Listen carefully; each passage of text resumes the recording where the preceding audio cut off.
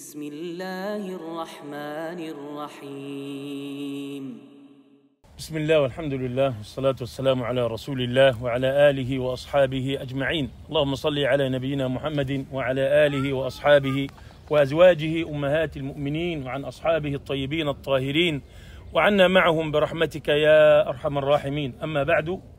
Мы просим у Всевышнего Аллаха, чтобы Он сделал баракатным этот маджлис, и просим Всевышнего Аллаха, чтобы Он сделал баракатным детей или ребенка нашего брата, из-за которого мы собрались на акике сегодня, и просим у Всевышнего Аллаха, чтобы он был из богобоязненных людей. И мы посредством этими маджлисами мы укрепляем нашу связь братства в религии Всевышнего Аллаха. Мы, иншаллах, сегодня тоже как бы оставить след этого братства. Сегодня будем делать напоминание.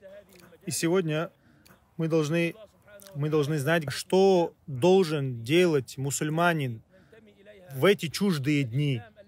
Чуждые дни, когда верующий человек, который придерживается своей религии, стал чуждым.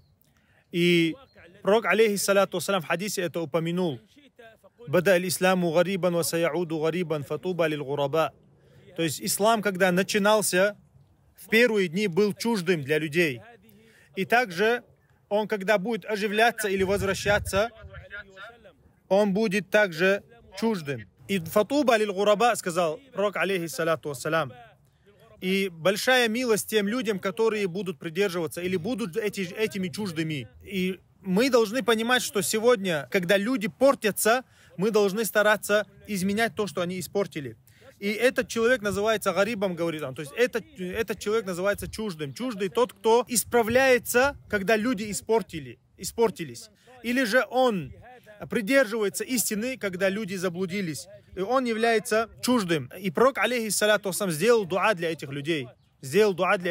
Чтобы Всевышний Аллах помиловал их раем. Или же деревом в раю. То есть под деревом в раю они будут.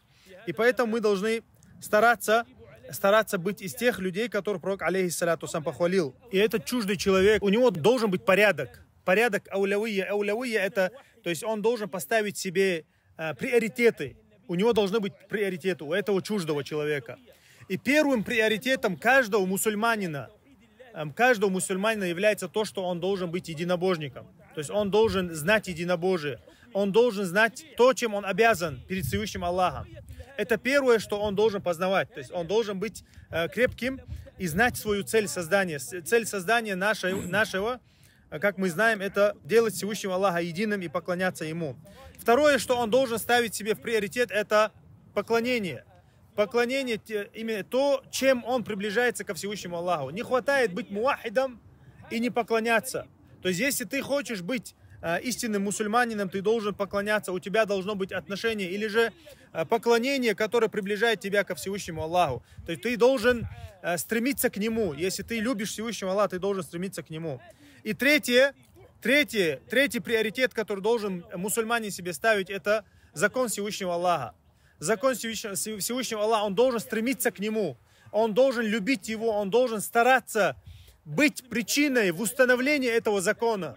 Мы не имеем права просто так существовать. Мы должны быть кирпичом построения этого закона. И закон Всевышнего Аллаха не будет установлен, если у нас не будет земли, не будет государства, говорит он. И поэтому каждый мусульманин, у него должен быть приоритет. Быть кирпичом, быть строением в этой цели, чтобы установить законы Всевышнего Аллаха. Этот чуждый, про которого мы говорим, он должен, для него не важно, он будет управлять или же ими будут управлять. Но для него важно, чем его управляют. То есть он должен руководствоваться законом Всевышнего Аллаха. И если этого закона нет, он стремится к установлению этого закона. Он не стремится к власти, говорит он. Он не стремится к власти. Он стремится, чтобы этот закон как бы был на вершине.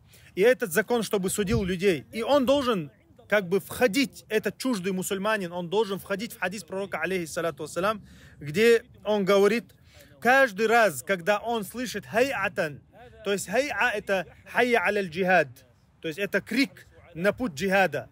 Если истинный мусульманин тот, который отвечает на этот призыв, говорит он, когда этот призыв приходит, то есть он становится причиной в установлении этого закона, то есть он делает причину, он как бы не отсиживается, он когда надо выступает, имеется в виду. И пророк, алейхиссалату вассалям, восхвалил таких верующих людей, которые выступают, когда слышат призыв.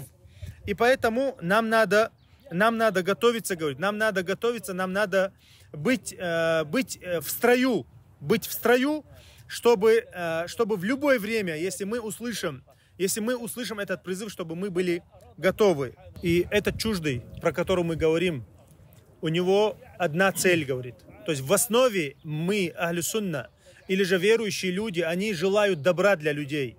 То есть у нас в исламе нет такого, чтобы там презирать людей, или же постараться их унизить, или же их принудить, или же, то есть как бы возвеличиться над ними. В основе своей мусульманин, этот чуждый мусульманин, он желает людям того, что желает себе.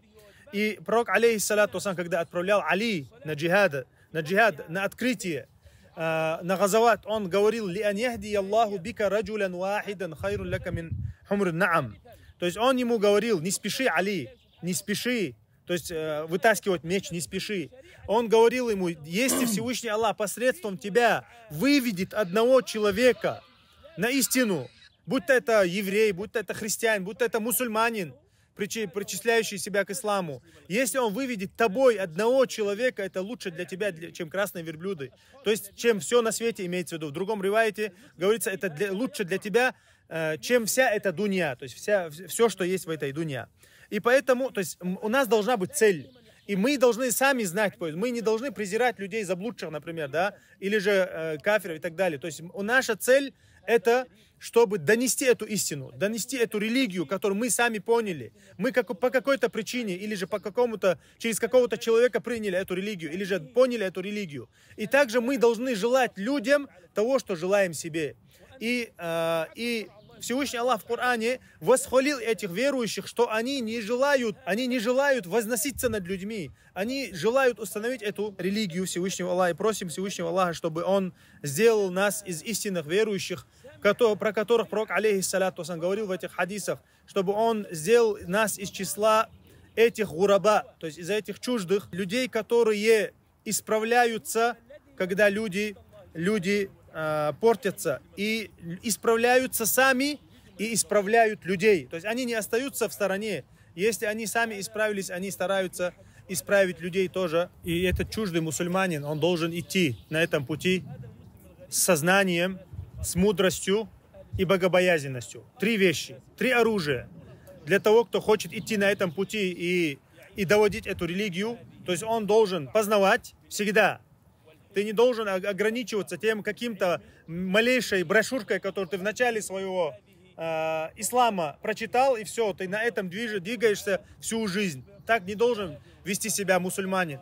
Мусульманин должен познавать, и он должен быть мудрым в этом познании и доведении этой религии.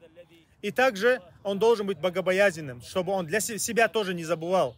То есть и себя, и своих братьев нельзя забывать на этом пути, чтобы придерживаться истины. Вальхамдулиллахи раббил аламин.